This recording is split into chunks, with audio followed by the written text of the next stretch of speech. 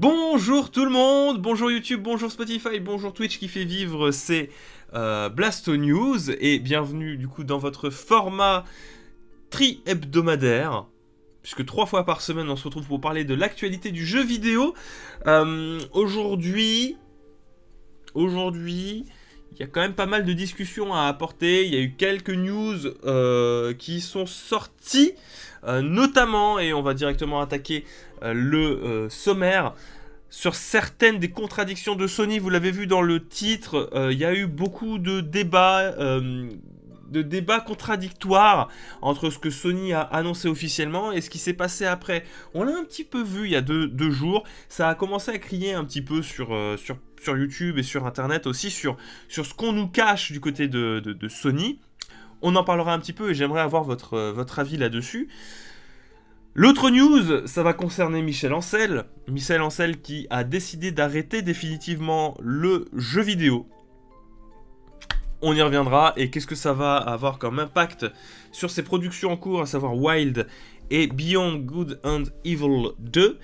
Et puis on enchaînera évidemment sur des news full Nintendo. Pourquoi ? Parce que il s'est passé hier un Nintendo Direct Partner, donc consacré aux partenaires de Nintendo, aux éditeurs tiers, qui est, je crois, l'un des meilleurs, si ce n'est le meilleur partenaire direct que Nintendo ait pu faire, parce qu'on a eu quand même de sacrément gros jeux et de plutôt belles surprises. On en parlera. Et enfin, news triste, c'est l'arrêt de la production de la Nintendo Direct, de la Nintendo 3DS, pardon. J'aimerais qu'on y revienne un petit peu en mode anthologie de cette Nintendo 3DS.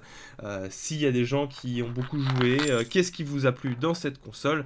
Et puis je partagerai un petit peu mon expérience de cette Nintendo 3DS. Voilà. Vous êtes bien sur les Blast News. Vous pouvez vous installer confortablement, prendre un café, un chocolat, un thé, ce que vous voulez.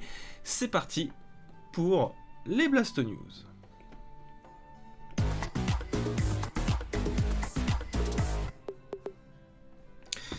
Alors, la première news du jour va concerner... alors, bon, je vous ai partagé une news en particulier, mais on va être plus sur une...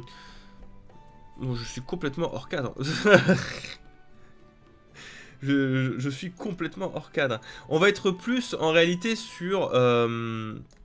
comment dire, sur un débat d'opinion comment ça s'appelle ?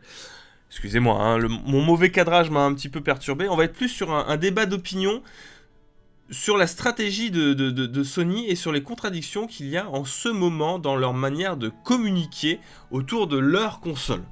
Alors du coup, cette première news, Sony aurait envisagé un modèle moins puissant mais estime cette stratégie problématique. Alors encore une énième pique envers la stratégie de Microsoft, là où elle aura moins de poids entre guillemets, c'est au vu de toutes ces contradictions qui ont été soulevées dernièrement. Alors je vais vous lire déjà cette première news qui a été partagée. Si vous vous penchez sur l'histoire du marché des jeux vidéo, une chose qui peut être dite, c'est que créer une console à bas prix avec des capacités techniques réduites est quelque chose qui n'a pas obtenu d'excellents résultats par le passé. Alors je sais pas sur quoi est-ce qu'il se base exactement, parce qu'il me semble que c'est bel et bien la première fois qu'on propose deux modèles à la sortie, un peu moins puissant mais qui proposera quand même de jouer à la next gen, mais je sais pas sur quoi est-ce que ça se base.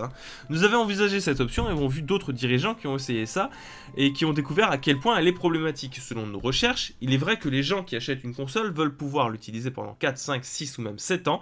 Ils veulent croire qu'ils ont acheté quelque chose qui est conçu pour durer et qui ne va pas être obsolète après 2 ou 3 ans. Alors déjà, moi je vois plein de petits problèmes là-dedans. Comme je vous l'ai dit au tout début, vous vous basez sur quoi ? Sur l'histoire du jeu vidéo a montré que sortir de modèles de puissance différentes, ça ne fonctionnait pas. A contrario, les gens veulent pouvoir durer 4, 5, 6 ou même 7 ans avec leur console.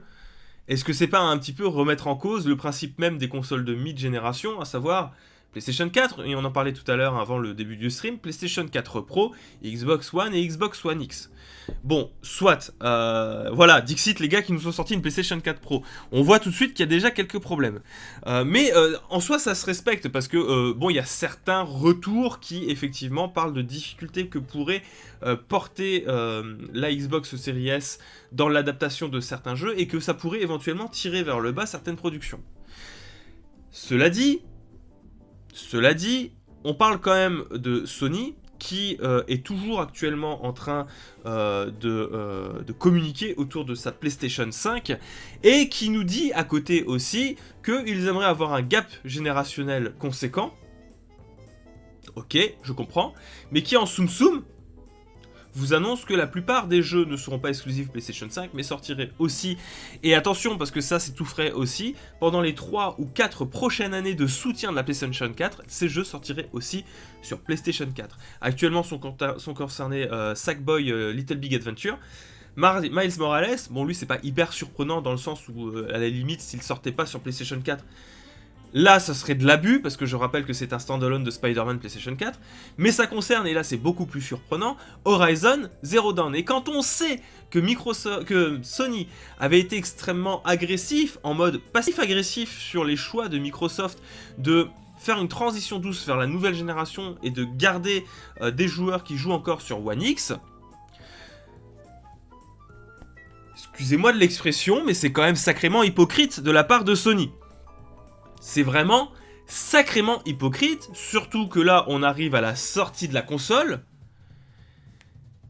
et que littéralement, à part un remake d'un jeu vidéo PlayStation 3, s'il vous plaît, il n'y a aucune exclusivité. Puisque tout sortira sur PlayStation 4 aussi. Je veux dire, aucune exclusivité de cette nouvelle génération. Merci beaucoup Mamoru qui offre une villa à la mama, ça fait méga plaisir, son 5e mois d'abonnement, coucou les copains. Des hypocrites. Alors, je dis pas, ça va être peut-être super, on va peut-être avoir de magnifiques expériences, mais tu peux pas, d'un côté, dire que proposer 2 versions d'une console à la sortie, dire que la cross-gen est un frein au développement de la nouvelle génération, en mode, il faut penser aux consoles les moins puissantes, te dire que Et puis à côté dire, on va continuer à soutenir la PlayStation 4 en sortant des jeux sur PlayStation 4 et quelque part faire comme ce que fait la concurrence, une politique de cross-gen. Et ça se retrouve aussi là récemment dans des déclarations de Sony qui nous disaient qu'ils ne veulent pas faire d'un Game Pass façon PlayStation. C'est un service ça ne les intéresse pas.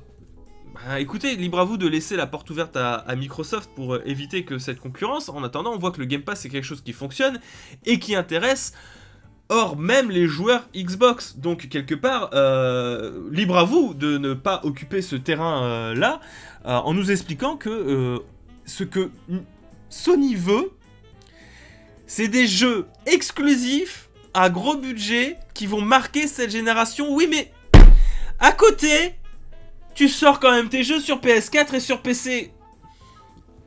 Les gars, moi je m'en bats les couilles. Enfin, non, je m'en bats pas les couilles.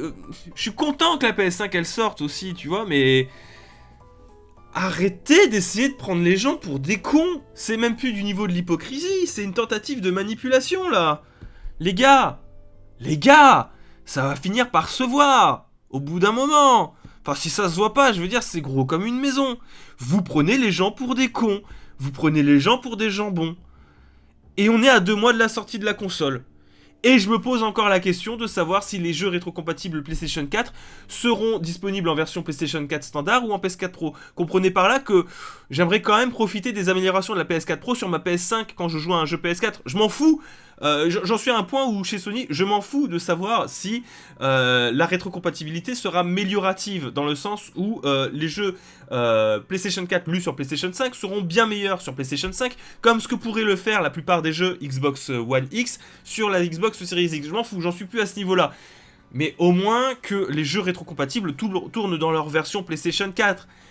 C'est-à-dire avec la possibilité d'avoir un quad HD et éventuellement des améliorations de framerate. C'est ce que propose la PlayStation 4 Pro aujourd'hui et on n'a pas eu de communication là-dessus. On parle de rétrocompatibilité PS4 mais on ne sait pas laquelle en fait.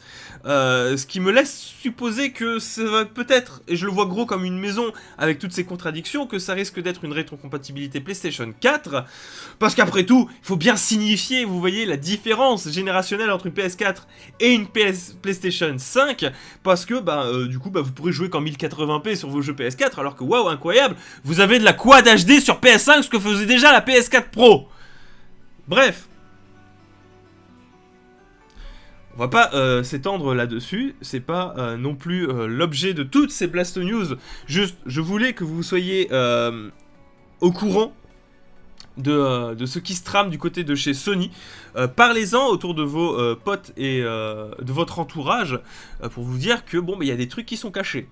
C'est un petit peu à la même manière que le prix des jeux PlayStation 5 à 80 € pour un remake d'un jeu PlayStation 3. Très bon jeu PlayStation 3 au demeurant, hein, je dis pas le contraire. Mais enfin, pour un remake, 80 balles, les gars, vous êtes vraiment des grosses putes. Allez, on va pouvoir enchaîner.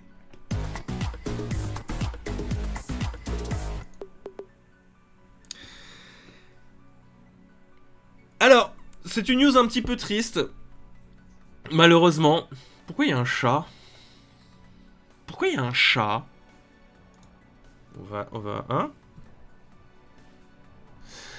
Bref. Pourquoi il y a un chat?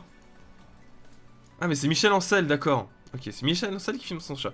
Alors, Michel Ancel, donc le créateur de Rayman, qui travaille chez Ubisoft, à Ubisoft Montpellier, un grand créateur de jeux vidéo, hein, s'il en est, qui est à l'origine de beaucoup de licences hyper cool et beaucoup d'améliorations dans le monde du jeu vidéo, mine de rien, a décidé de quitter l'univers du jeu vidéo. C'est triste, c'est très très triste, parce que c'est un créateur de renom, on n'a pas vraiment les raisons, on sait ce qu'il a envie de faire, hein. On sait ce qu'il a envie de faire pour plus tard. Il a envie de se lancer dans le réel. Et ce réel, c'est se lancer à cœur perdu dans une cause qui le fait réagir.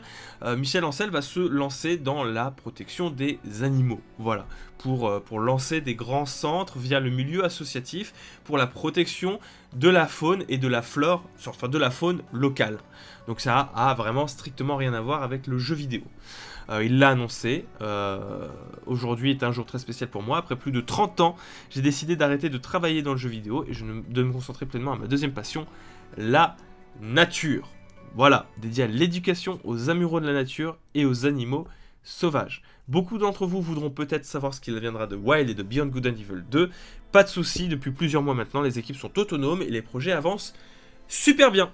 Voilà, donc contrairement à ce qu'avait pu dire jeuxvideo.com sur un tweet, non, ce n'est pas Michel Cancel, puisque BGE2 n'a pas été annoncé comme étant supprimé. Il suffisait juste de lire le post qu'avait fait pour son départ Michel Ancel. Mais je suppose que c'était peut-être un petit peu trop compliqué pour jeuxvideo.com de lire jusqu'au bout, je sais pas. Mais toujours est-il que non, vous inquiétez pas, ce n'est pas Michel Ancel tout seul qui fait du jeu vidéo. En fait, ça peut être étonnant, mais il y a du monde, il y a des gens qui travaillent derrière, des centaines de personnes qui sont quotidiennement en train de travailler et en train de subir du harcèlement au travail quand il y avait la division éditorialiste dedans. Je sais pas, moi, c'est le premier truc qui me vient, mais c'est pas grave, on n'est plus à ça près avec JVC. Toujours est-il que, bon, ça reste quand même quelque chose d'extrêmement triste. BGE2 sera toujours présent, sera toujours développé. On est toujours sur quelque chose qui existe, si ça peut vous rassurer, même si bon, quand on parle de Beyond Good and Evil 2, peu importe ce qu'on dit,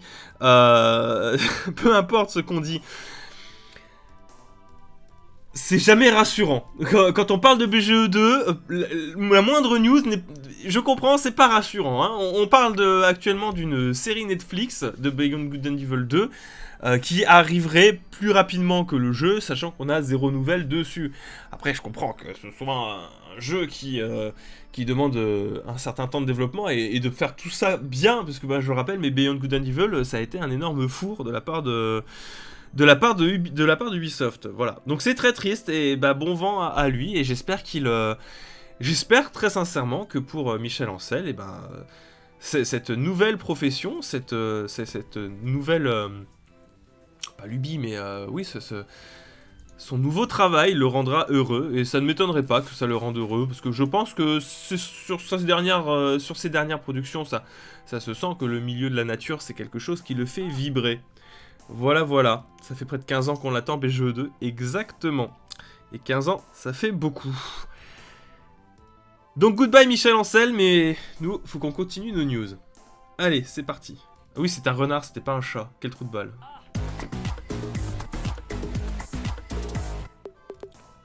Alors, la grosse partie de ces Blast News va être consacrée à au Nintendo Direct Partner qui a eu lieu hier à 16h. Que j'avais un peu snobé parce que je me disais j'en ai un peu plein le cul. La dernière fois ils avaient passé je sais pas combien de temps sur Deadly Premonition 2.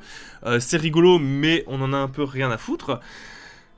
Là j'ai été surpris parce que des gros jeux il y en avait. Alors des gros jeux il y en avait même beaucoup. Par ordre un petit peu aléatoire je vous ai partagé ce qui m'a vraiment intéressé là-dedans. Il avait été dit que ça aurait été compliqué de le mettre sur Switch mais le voilà. Ori and the Will of the Wisps va sortir, est disponible depuis hier sur Nintendo Switch en 60 images par seconde et vous avez une grosse collector qui va être disponible, alors pas uniquement sur Nintendo Switch mais aussi sur PlayStation 4 et sur Xbox One, une énorme collector magnifique qui comprend les deux jeux en boîte et pas une cartouche dans une boîte, mais bel et bien 2 boîtes, 2 cartouches, avec tout ce que l'on peut espérer voir dans une collector en termes de goodies, en termes de trucs intéressants dedans, notamment en termes d'artwork, dans un magnifique packaging, 150 €. C'est vrai que ça fait cher, mais vous avez 2 jeux dedans. Vous avez 2 jeux dedans. Bon après c'est vrai que 150 balles ça fait quand même un sacré prix. Surtout pour après ça reste des gros jeux hein. Les gars quand même 150 €, mais t'as des trucs hyper cool dedans et ça reste pour 2 jeux. Cela dit c'est une magnifique collector et c'est toujours surprenant de voir débarquer un jeu Microsoft sur Nintendo Switch, alors même que, je me souviens encore, l'avenir de Ori and the Will of the Wisp sur Nintendo Switch était incertain, non seulement parce que Microsoft avait son intention de limiter l'arrivée d'IP sur Switch, mais également aussi parce que il avait été question chez les développeurs de difficultés, parce que Ori and the Will of the Wisps est un très beau jeu et que la Switch aurait peut-être eu du mal à le faire tourner. Alors bon, j'aurais eu un petit peu du mal à le croire, ça reste un jeu en 2 dimensions, un jeu très beau, mais un jeu en 2D, je pense bien que la Switch pouvait le faire, effectivement, puisque ce sera quand même un 60 images par seconde qui est assuré. Voilà. Écoutez, c'était une première bonne nouvelle, ça fait quand même réfléchir avant l'achat. Oui, alors moi de mon côté, j'ai beau adorer la Switch et le côté portable, en sachant que Ori 1 et Ori 2 sont disponibles sur le Game Pass PC et Xbox, je vous invite à y réfléchir.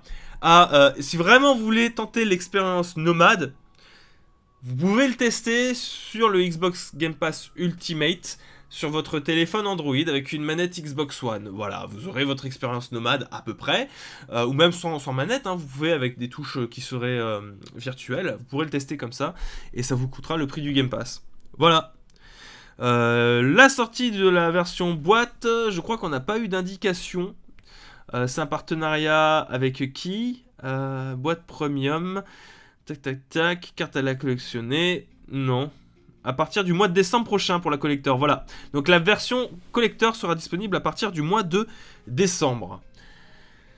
La suite, du coup, ça a été une sacrée surprise, une double surprise, puisqu'on a un Monster Hunter, pour le moment exclusif à la Switch, Monster Hunter Rise, qui est un Monster Hunter qui se met dans la droite lignée de Monster Hunter World, c'est-à-dire univers décloisonné avec monstres et faune sauvage qui va pouvoir s'entre-attaquer, mélangé avec un peu les arts ninja, quoi. C'est Naruto qui rencontre Monster Hunter parce que y a énormément de grimpettes avec un grappin extrêmement fluide qui vous permet de vous accrocher même au vide, hein, parce que c'est le principe de cette nouvelle petite luciole qui vous permettra de vous accrocher dans le vide. Vous pourrez aller très très vite avec votre toutou parce que c'est l'arrivée des montures. Et plein de petites nouveautés comme ça, et notamment un gameplay qui se rapproche beaucoup en fait d'un beat'em all, plus que d'un action RPG et de la lourdeur que l'on connaît au Monster Hunter, même dans Monster Hunter World. À voir exactement ce que ça pourra donner, et je trouve le jeu franchement pas dégueu. En vrai, on est d'accord ? C'est pas franchement, ça va quoi, je veux dire, ok bon c'est de la Switch, mais Je trouve qu'il y a un bel effort qui a été fait sur la technique du jeu. Je suis très curieux de voir débarquer ces fameux nouveaux monstres. Et ça s'annonce hyper intéressant pour ce 23 mars 2021. Une grosse sortie s'il en est sur Nintendo Switch. Et oui, alors visiblement, il s'agirait d'une exclusivité Nintendo Switch compatible avec des nouveaux amiibo. Voilà, Monster Hunter qui va ressusciter des amiibo. Parce que, alors, il n'y a pas eu de détails, mais on se doute bien que c'est que c'est exclusif, dans le sens où ils ont quand même fait, s'il vous plaît, un Monster Hunter direct. Nintendo n'aurait pas accepté de faire un Monster Hunter direct si derrière le jeu aurait dû sortir, oui, exclusif, c'est exclusif à la Nintendo Switch. Is exclusive to the Switch system. C'est assez incroyable quand même. On en est là. On a notre Monster Hunter World sur Switch, un peu en mode parallèle. Pour vous dire à quel point la Switch fonctionne très bien, c'est qu'il se doute qu'avec un peu moins de budget, on peut quand même faire des jeux hyper tip-top sur Nintendo Switch, parce que ça coûtera forcément moins cher à réaliser qu'un Monster Hunter World, mais derrière qui serait intéressant et qui propose malgré tout des mécaniques qui ont fait le succès de Monster Hunter World. Et je trouve ça méga cool. Donc arrivé le 26 mars. Mais c'est pas tout. Ça a l'air super beau, 1080p constant en TV. On n'a pas d'informations sur la résolution pour le moment. On verra ça, je pense, avec comment il s'appelle le site internet qui fait tout le temps des tests là. Bref, on aura des informations un peu plus tard. Non, pas 80€ le jeu. Pourquoi vous voulez 80€? On est sur Switch, ce sera 70€ comme tous les jeux. Ça reste déjà beaucoup trop cher pour ça. L'autre grosse surprise est toujours Monster Hunter. Et alors là, je vous avoue que je ne m'y attendais pas. C'est Monster Hunter Stories 2, la suite du jeu sur Nintendo 3DS. Tout simplement. Mais alors, pour ceux qui ne connaîtraient pas, on est sur un Pokémon-like dans lequel vous avez les monstres comment ça s'appelle je sais plus comment ça s'appelle, les Monsties, je sais plus. Dans lequel vous pouvez faire entraîner vos bestioles dans l'univers de Monster Hunter avec une histoire un peu plus profonde que ce qu'on a dans Monster Hunter habituel. Hein, c'est pas juste de la chasse. Et qui tourne autour du coup de ce lore et de cet univers-là. Et encore une fois. Putain, mais alors cette direction artistique assez animée, elle me plaît énormément. C'est quelque chose qu'on avait vu dans Monster Hunter Stories premier du nom et qui me plaisait. À voir si le jeu sera un peu moins rébarbatif, un peu moins répétitif que ne l'était l'épisode sur 3DS. En tout cas, je suis genre mais méga épais. Je crois que tout autant Rise que Stories 2. Je suis mais méga chaud, j'arrive pas à savoir parce que c'est deux expériences différentes, mais dans un univers que j'adore. Donc méga chaud, méga emballé par ces deux annonces. Capcom qui envoie mais méga du lourd en ce moment, c'est assez incroyable. On n'est plus sur, pardon excusez-moi, on n'est plus sur cette période où ça allait vraiment pas pour le studio japonais. Là aujourd'hui, ça fait mal. Ça fait très très mal ce que fait Capcom, c'est un véritable rouleau compresseur. Monster Hunter Stories 2 ou ce à quoi Pokémon devrait ressembler sur Switch. Oui, alors, quand on voit ces jeux, que ce soit Monster Hunter Rise ou Monster Hunter Stories 2, c'est vrai que Pokémon fait quand même sacrément pas le figure. Regardez-moi ça, les gars. Ok, on n'est pas au niveau de PS4 ou quoi que ce soit, mais en termes de direction artistique et en termes même de technique pure et dure, on est sur quelque chose de bien plus intéressant, bien plus vertical, bien plus hypant que ne le faisait Pokémon. C'est assez incroyable quand même.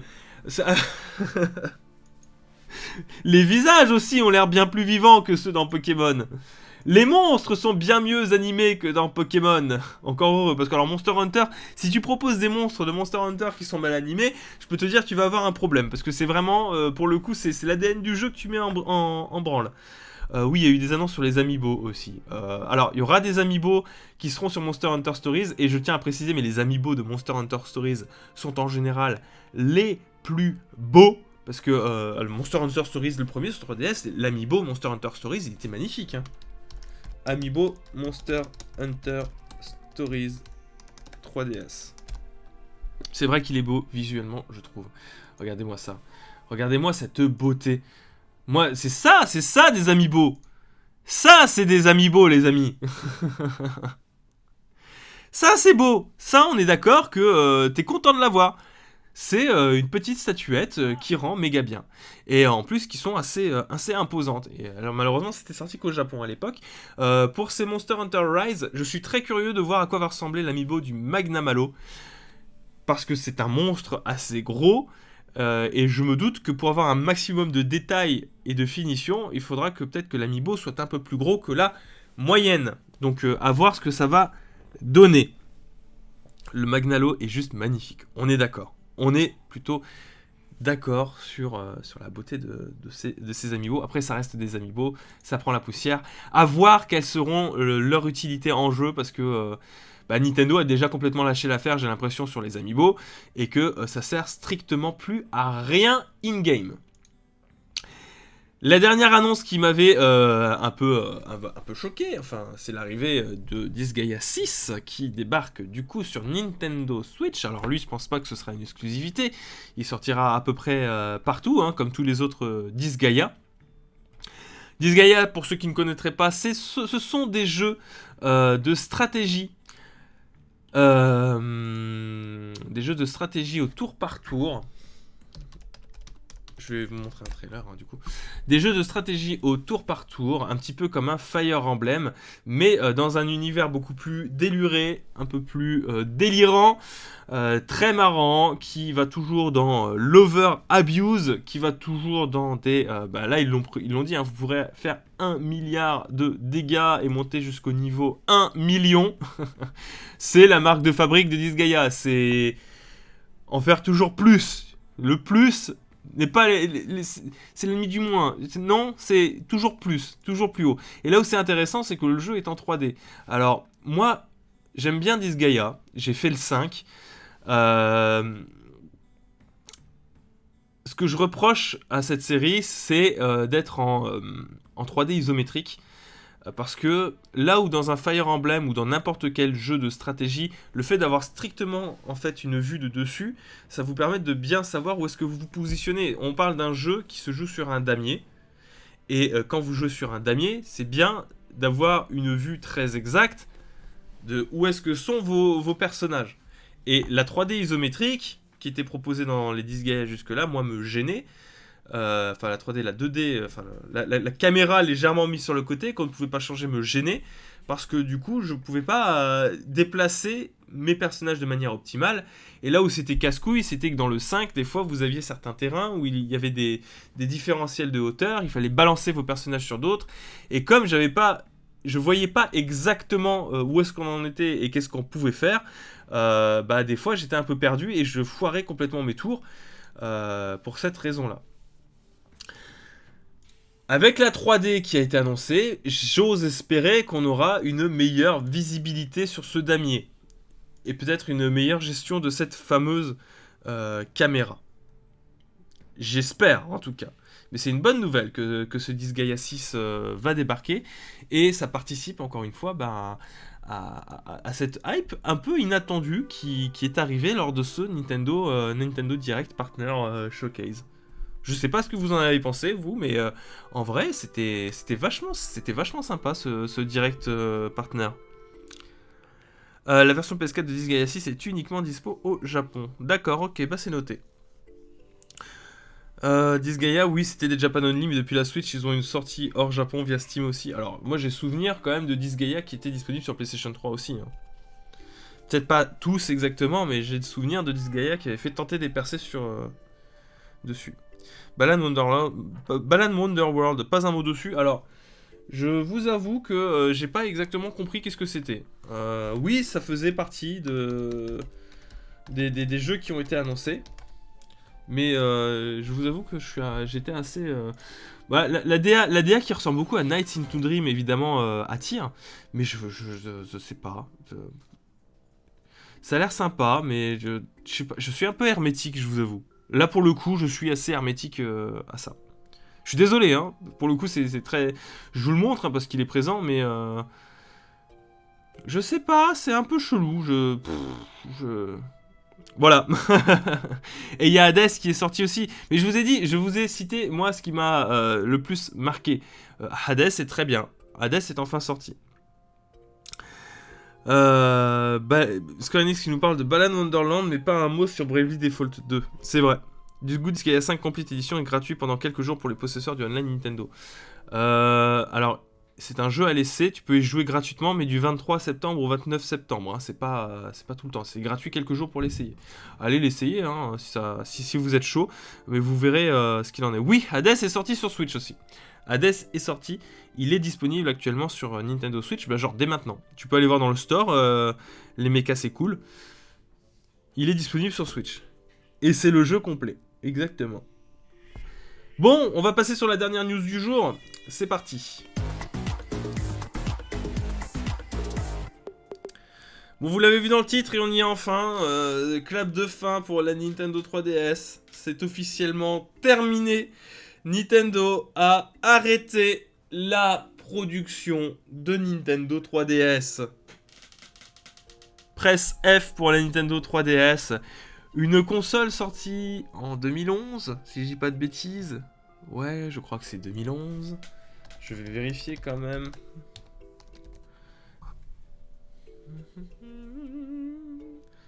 Nintendo 3DS Wikipédia, il me semble que c'est 2011. Yes, 2011.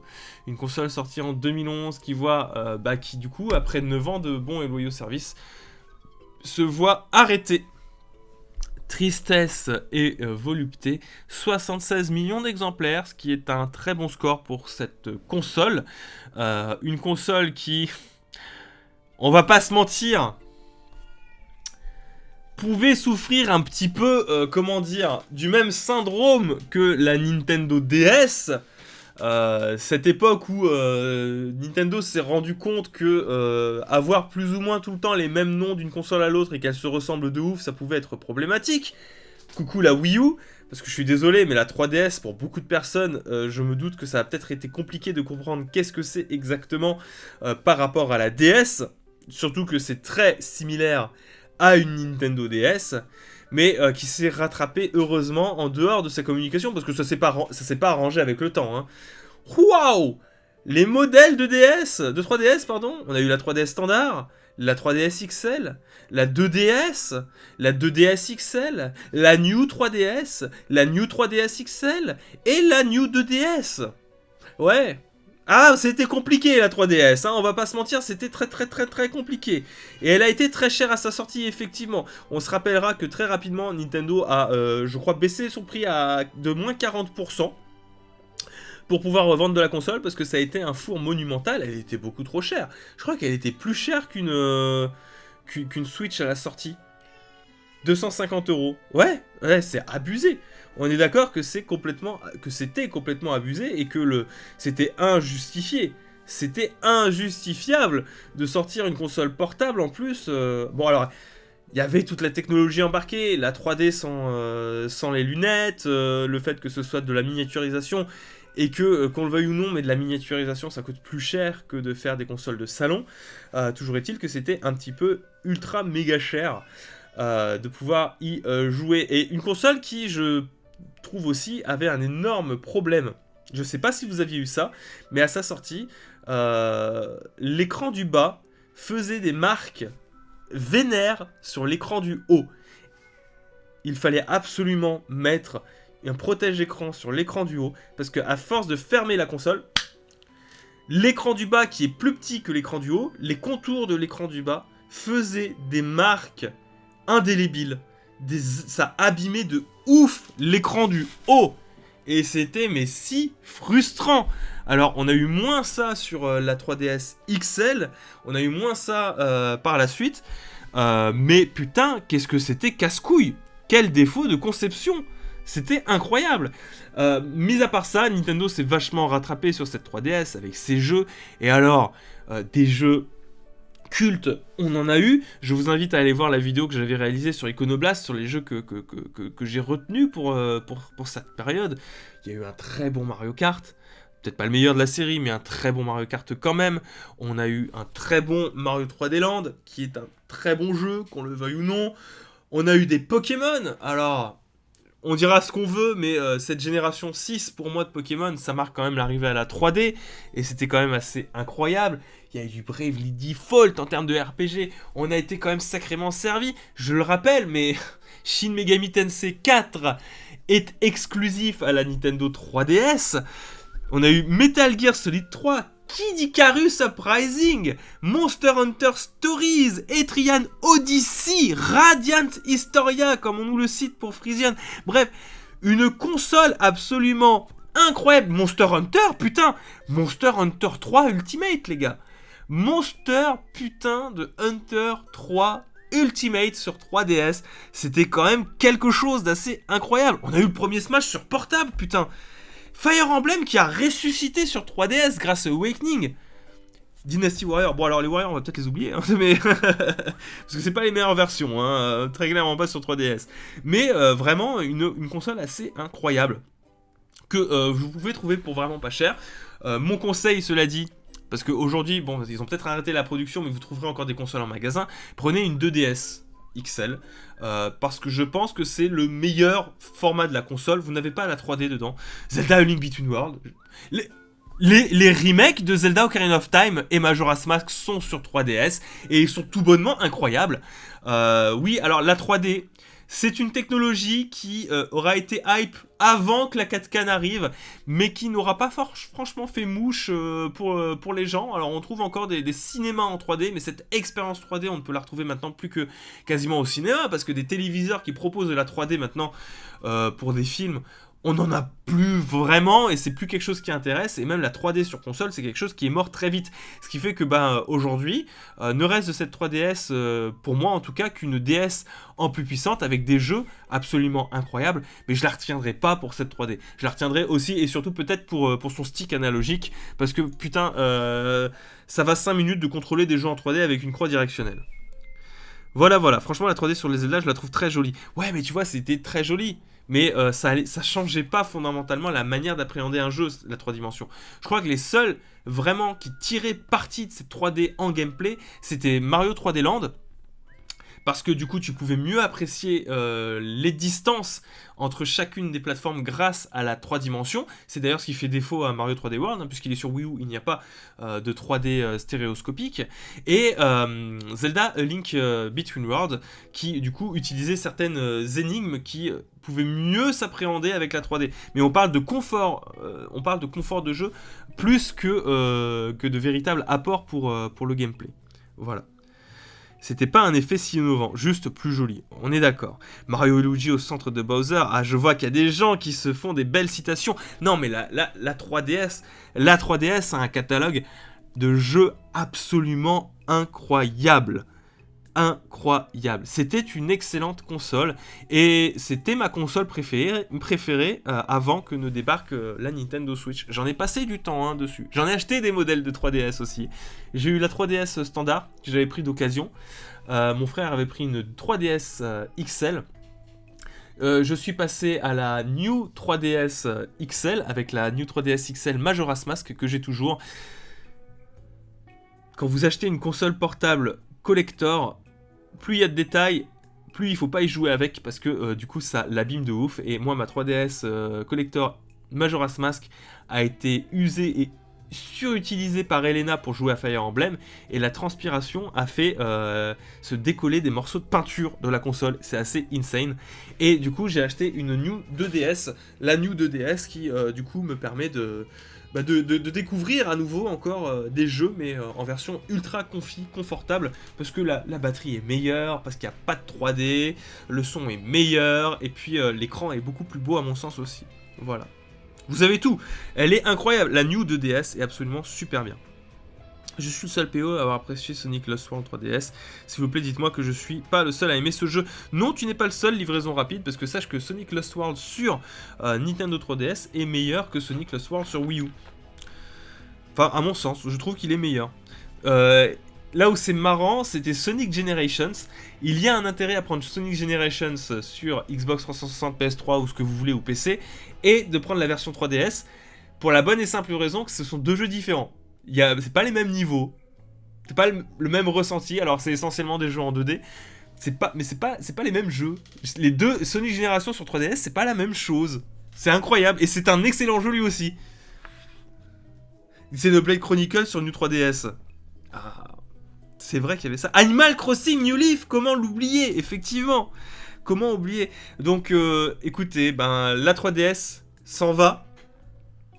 C'est la vie, hein. Après 9 ans de bons et loyaux services, il a fallu quitter le devant de la place. Moi, ce que j'espère, c'est qu'on retrouvera certains jeux d'une manière ou d'une autre. Alors, bon, je croise les doigts, mais j'y crois assez moyen.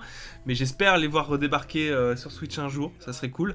Bien, merci beaucoup, Labo des Gamers, qui s'abonne pour la première fois et qui permet de mettre la mama à l'abri. Merci à tous, en tout cas, merci à cette Nintendo 3DS. Et bah écoute, repose-toi bien, continue à jouer à la 3DS malgré tout. Parce que je suis sûr qu'il y a des jeux qui sont sortis que vous n'avez pas eu le temps de découvrir. Maintenant, vous pouvez être posé et vous pouvez jouer tranquillement à vos jeux dessus. C'était une belle console, merci la 3DS. Et bah du coup, merci à vous, hein, parce que bah, ces Blast News sont terminés, des Blast News sans mage, je suis désolé, mais bon, bah, hein, on avait du travail à faire, hein, qu'est-ce que vous voulez, c'est comme ça. On vous embrasse, on pense fort à vous. Merci à tous d'avoir été présents jusqu'au bout sur ces Blast News, et je vous dis à la prochaine. Bye bye tout le monde.